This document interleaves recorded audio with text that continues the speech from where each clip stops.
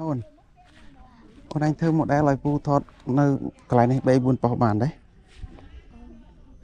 ពូអត់យកលុយទេពូអត់យកលុយទេ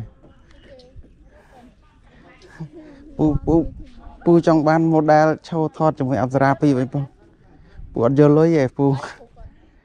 ចាំពូឲ្យរូបបើចង់បានពូឲ្យអត់យកលុយណាអត់យកទេពូស្រឡាញ់ប្លង់អប្សរា2 3នាក់ហើយថតលើនឹង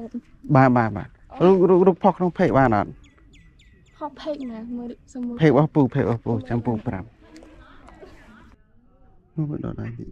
យ៉ាហ្នឹងអូខេពូស្រឡាញ់ប្លង់អប្សរាណាស់ឡើងលើហ្នឹងបាទហ្នឹងនោះអូនឯងសាក់ទៅឡើងជ្រុងហ្នឹងបាទជ្រុងកំភៃធម្មតាអត់អីទេមកសុំមើលមួយងាកមកនេះម្ដងទៀតឲ្យតោះមួយ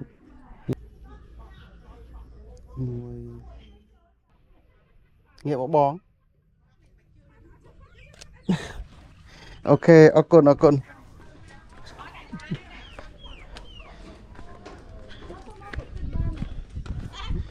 ចុះទៅក្រោមបងឲ្យមើលរូបអូនឯងពវល់អញ្ចឹងគេកាន់